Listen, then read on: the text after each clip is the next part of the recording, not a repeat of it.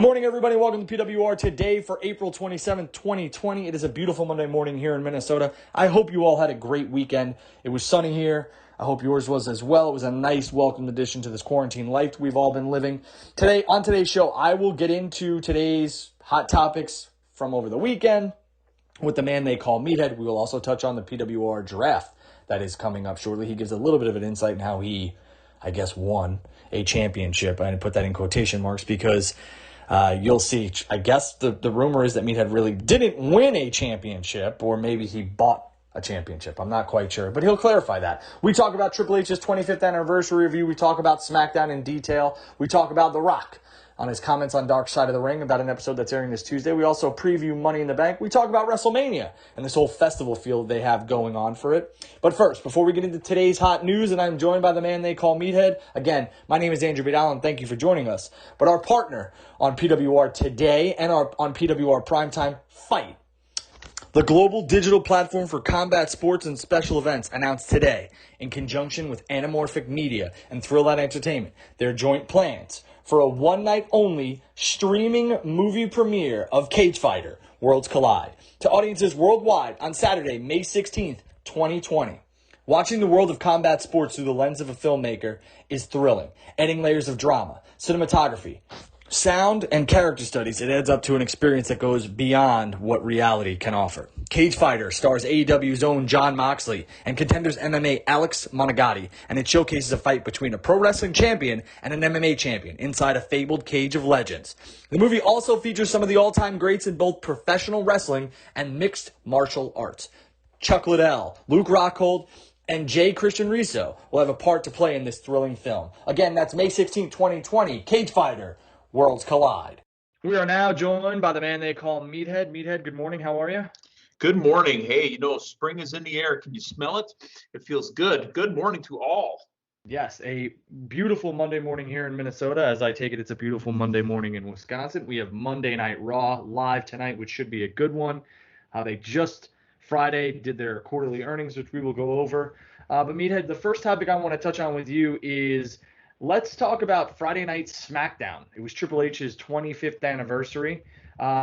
Real quick, I'll give you the results to those who maybe hadn't seen it. I'm going to give results here. It was Friday, so we've given you plenty of time. King Corbin defeated Drew Gulak to qualify for the Money in the Bank via pinfall. The Lucha House Party defeated Miz and Morrison via pinfall. Lacey Evans defeated Sasha Banks via pinfall to qualify for Money in the Bank. And they had the Women's Tag Team Championship. Alexa Bliss and Nikki Cross defeated Carmella and Dana Brooke via pinfall to retain the title. Meathead, what did you think of this SmackDown episode? So the matches were fine. The matches were going to be the matches. I tell you, I just rewatched it a little bit this morning before we started talking, and I rewatched the Triple H segment. I thought it was funny. I did as well, Meathead. There's no argument for me on that one. I thought it was very entertaining. Yeah, we're in a world, obviously, where we're dealing with no audiences, and it's kind of getting old for all of us. It was a neat concept. We dealt with it for a few weeks, but we had a special episode now to look forward to. It was the Triple H 25th anniversary. Most of it were all high points.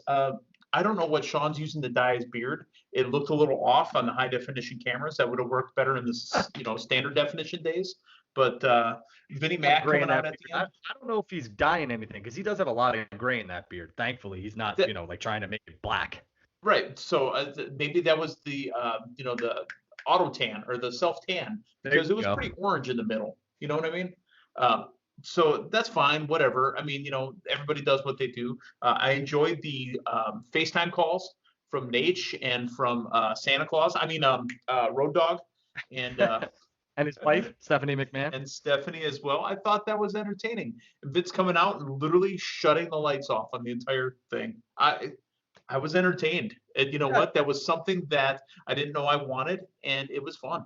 Yeah, they went up against the NFL Draft Night, too, and I thought they did a very good job. The matches were a little flat for me, but the Triple H 25th anniversary thing was great. I don't understand Lucha House Party beating the Miz and Morrison. That one, and clean, too, is by pinfall. That one, to me, just screams they don't know what to do with the Miz and John Morrison, or they're writing off the Miz, and maybe John Morrison's going to carry the ball, which would be fine with me. I mean, I love the Miz, But John Morrison here deserves a little bit of a singles run. I just don't understand the whole Lucha House Party defeating them. Nothing against Lucha House Party.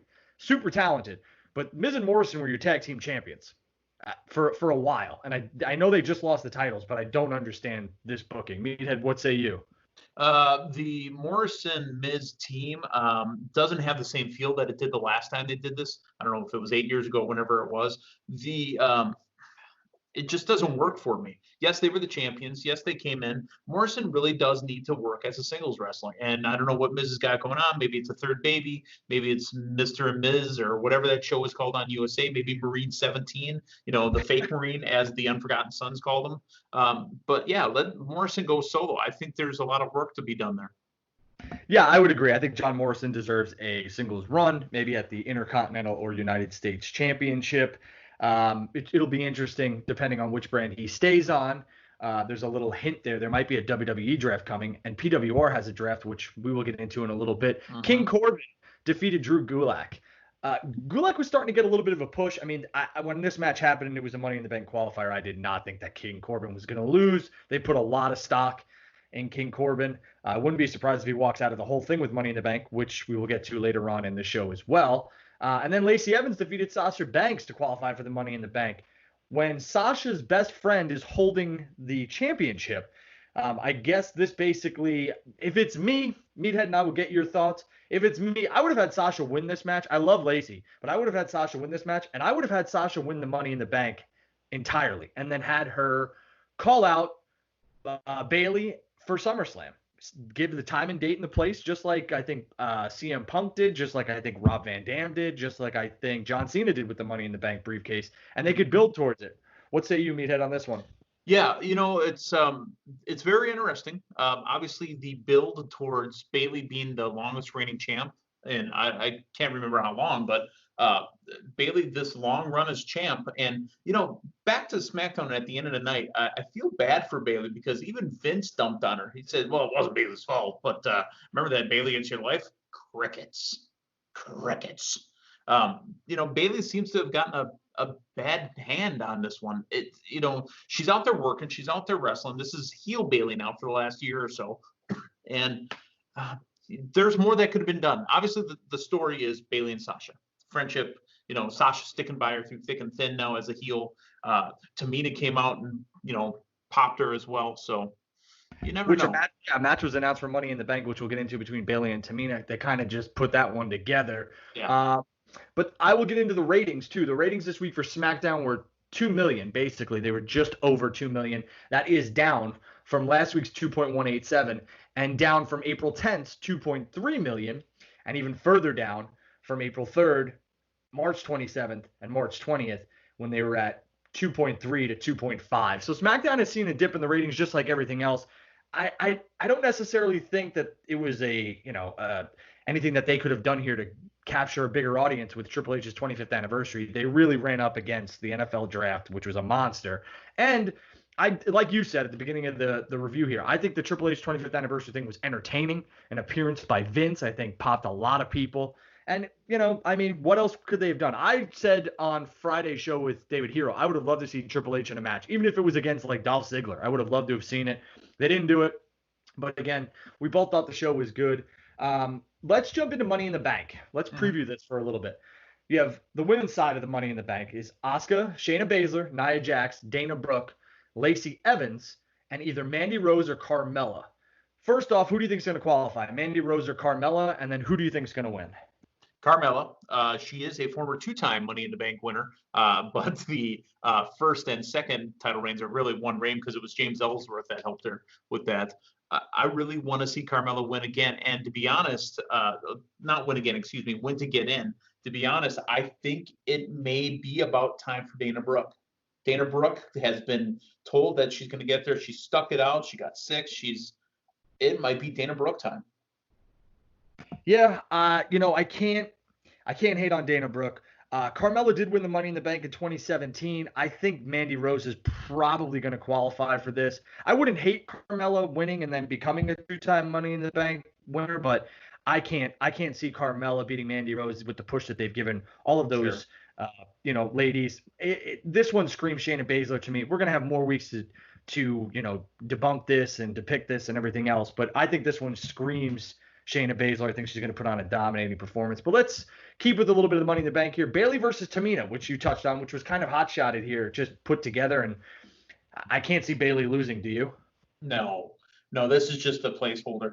Frank the Kaz, who was on the show for a long time too, he would call this a temperature check for Tamina because they're not going to move anywhere with the big storylines. This is a temperature check for Tamina to see how she looks in a main event match and a big time match, but really it's just a placeholder. I couldn't agree more. Could not agree more here with that one. And let's talk about, so Triple H was on Corey Graves' After the Bell podcast, keeping with Carmella here. That is Corey Graves' girlfriend. He spoke about WrestleMania and how it's a week-long festival, and he thinks that WrestleMania needs to be a 2-day thing. I know this has been beaten into the ground by 1,000,001 people, and we've talked about it. I think me and you have talked about it ad nauseum. Mm-hmm. But the WWE's insider, quote-unquote, Dave Meltzer, said that there are no plans for WrestleMania in Hollywood to be 2 days. Would you make WrestleMania 2 days, and would you go to both days, Meathead? I don't like it. I mean, think about, so you've been to WrestleMania, I've been to WrestleMania, we've all been to WrestleMania. Think about the week. Like my last WrestleMania, I haven't been in a while, was 24. Flair, HBK match, Undertaker Edge. Yeah. That was a long week. I mean, seriously, I flew in on a Monday to hang out with friends in Panama City Beach, drove back to see the live TNA, show at the Universal Studios. I mean, I was there on a Monday. I left on a Tuesday because we went to Raw the next night as well, where Crime Time returned. That's enough. I could not have done 2 nights of WrestleMania. Well, Meathead, I know you said you haven't been in a while. I've been for the past 14 years, and I will tell you, ever since WrestleMania 31, and this is not a knock on World Wrestling Entertainment or Vince McMahon or anybody else like that, but the weeks are beyond exhausting and beyond long. And I think it's because I can only speak for myself. I'm running around with a chicken with my head cut off, which I don't mind. Business is business.